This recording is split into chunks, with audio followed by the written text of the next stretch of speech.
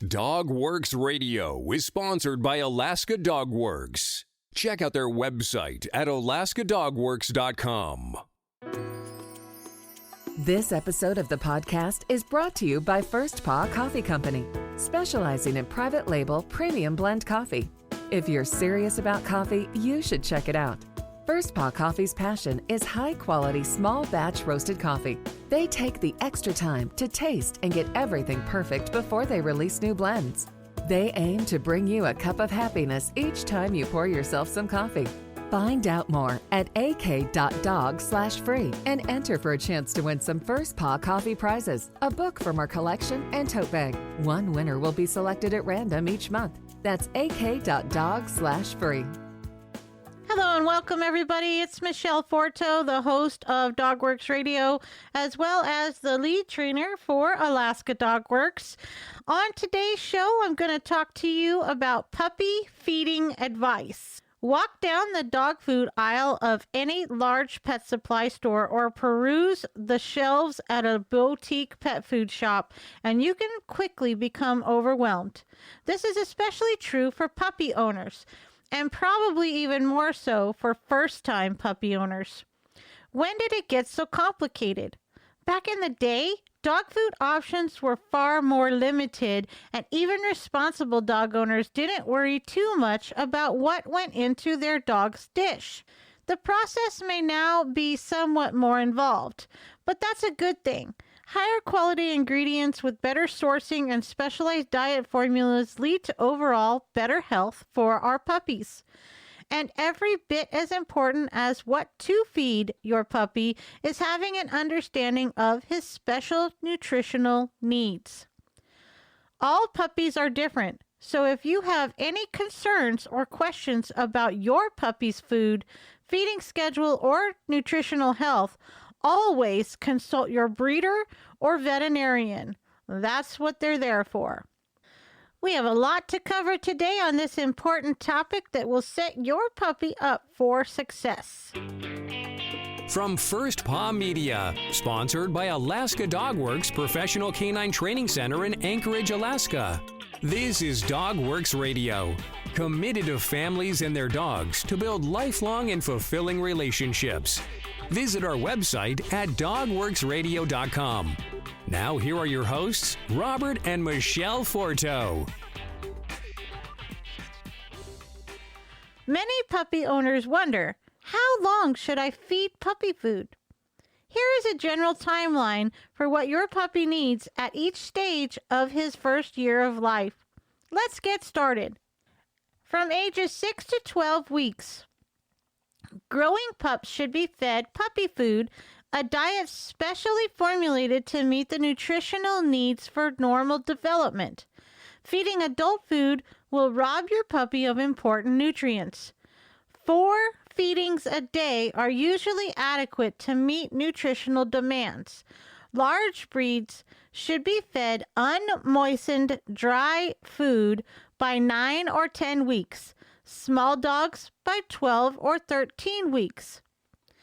Ages 3 to 6 months. Sometime during this period, decrease feedings from 4 to 3 times a day. A pup should be losing her pot belly and pudginess by 12 weeks. If she is still roly-poly at this age, continue to feed puppy-sized portions until body type matures. Ages 6 to 12 months. Begin feeding twice daily. Spaying or neutering lowers energy requirements slightly. After the procedure, switch from nutrient-rich puppy food to adult maintenance food. Small breeds can make the switch at 7 to 9 months. Bigger breeds at 12, 13, or even 14 months of age. Err on the side of caution. Better to be on puppy food a little too long than not long enough. After age 1, most owners feed adult dogs 2 half portions a day. How much food should I give my puppy? There's a saying in canine feeding, watch the dog, not the dish. Body condition, not the amount eaten or left in the bowl, should determine portion sizes. Portion sizes depend on individual metabolism and body type, and nutritional requirements vary from dog to dog. If your puppy occasionally skips a meal or picks at food, don't worry. It could mean she is ready to eliminate a feeding or that you have given her too much, in which case simply reduce the quantity served. Also, if you are doing treat-based training with your pup, adjust the amount you feed at mealtime accordingly. Whenever training with treats, keep the treat as small as possible. How often should I feed my puppy? Like human babies, puppies start out needing many small meals a day of a food formulated for their special nutritional requirements. Most, but not all, dogs finish meals quickly. To discourage picky habits, feed at regular times in regular amounts and don't leave food down for more than 10 to 20 minutes. Your breeder will be an excellent source of guidance for both of these questions, as will your vet. Is it worth it to buy expensive puppy food? Premium food has higher nutritional density, so you can feed your dog less to achieve the same results. Also, premium foods have stable ingredient profiles. The composition of bargain brands can vary from batch to batch. The major dog food companies invest heavily in product development and research, constantly upgrading formulas to keep up with their competitors. This means that feeding premium food puts you on the cutting edge of canine nutrition. Dry food, wet food, or both. Many pet food companies have worked with canine nutrition scientists to develop special formulas for both large and small breed puppies. Canned food is the most expensive to feed, and dogs often find it most palatable. Be careful of all meat claims, though. Your dog should have a complete, balanced diet to fulfill nutritional requirements. Meat alone may not do it. Semi-moist food is available in one-serving packets. It is usually made to look like hamburger. Kibble is the most economical, and the major makers offer a complete and balanced diet for dogs of all sizes and ages. Dry food can be fed exactly as it comes from the bag. Some dog owners say there is an oral hygiene advantage in hard kibble because the friction produced helps to keep the gums and teeth healthy. Kibble can be moistened either with water or canned food, although unnecessary. That addition may make food tastier. Food for big puppies and little puppies. There are differences between the nutritional needs of small breeds and large breed dogs, and that is especially true for puppies. Adult dogs who weigh less than 20 pounds are considered small breed dogs. These puppies grow quickly and may reach adulthood by 9 months. Large breed puppies, those weighing 20 pounds and up, grow more slowly. It takes anywhere from 15 to 24 months to reach full size and maturity. We'll be right back with a word from our sponsors. So earlier you learned about First Paw Coffee Company, and now I'm going to tell you about its Tail Wagger Blend. First Paw Coffee Company's Tail Wagger Blend is their first offering, and its name and label were crowdsourced from their Facebook fans. How cool is that? The Tail Wagger Blend is a private label premium blend that was developed just for them. It is a medium roast from Colombian beans with tastes of Brazil nuts, grapefruit, and oak. Be sure to go to ak.dog/free and enter to win a bunch of cool prizes. That's ak.dog/free. Before the break, we talked about how often and how much we should feed our puppy, and also if wet or dry food is better.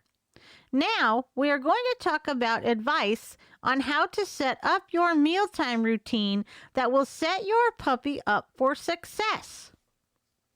Start by charting your puppy's weight and growth. There are growth and weight charts available in print and online. Weigh the puppy weekly and record his progress, comparing him to breed-appropriate weigh charts. Adjust his food intake to achieve an average rate of growth. Weighing a dog, even a squirming puppy, is easy. Just weigh yourself, then weigh yourself holding the puppy. Subtract the difference. That's the puppy's weight. Voila! Don't worry about an ounce or two either way. No two dogs, even within breeds, are built exactly alike. A young dog carrying too much weight has an increased risk of orthopedic problems due to stress on immature joints. Obesity can also lead to diabetes, diseases of the heart and other organs, and general lethargy. My puppy is begging. Should I feed him people food or table scraps? Whoa, hold on a second. One little French fry will invariably lead to another and another. Before long, an obese dog will be crowding you off the love seat. Also, a steady diet of table scraps can create a nutritional imbalance, and certain ingredients and spices in your favorite dishes can cause upset stomach in dogs. The pleading gaze of a begging dog can be irresistible. This is no accident. During his long partnership with man, the dog has perfected cunning methods of exploiting the human habit of associating food with affection. In prehistoric times, semi-domesticated canines first cultivated human beings as a food provider. As the two species grew closer, dogs modified begging behaviors to maximize results. The more pathetic a dog seemed, the more scraps were tossed his way. Dogs have since refined this approach into a low-risk, high-reward hunting technique. But don't be fooled. Begging is not an emotional crisis or a test of your love. It's what scientists might call an evolutionary survival strategy, or what the rest of us might call a scam. Allowing your dog to guilt you into overfeeding him or serving him a steady diet of table scraps is a misguided show of affection and can have harmful or even fatal results. Puppy feeding tidbits. Feeding your pup the moment you get home may encourage puppy separation anxiety. Play or grooming is a more positive way to say hello. When medically necessary, you can purchase canned or dry prescription diets from veterinarians to feed dogs with kidney disease, heart disease, diabetes, and other serious conditions. These foods should never be fed without a prescription. Some vitamin or mineral supplements, when utilized incorrectly, such as extra calcium given to a large breed dog on a good diet, will do more harm than good. Before making a major change in your dog's diet, consult with your veterinarian and, when possible, the breeder. Once the formula is chosen, stick with it. Sudden changes in food may cause digestion problems. You can also check with your trainer. Some foods cause dogs to have higher incidences of energy, and some dogs are not high enough in calories to provide the dog with the energy he needs to make it through the day.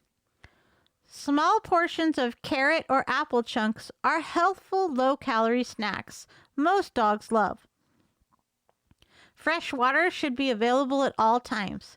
During the summer months, consider setting up multiple indoor-outdoor water stations. To avoid a buildup of bacteria, wash the water bowls daily. How to switch from puppy food to adult food. When switching from puppy food to adult food, you should make the switch gradually over a period of a few days.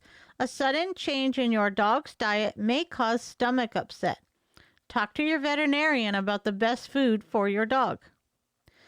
Puppy feeding advice continues. Make sure everyone gets with the program.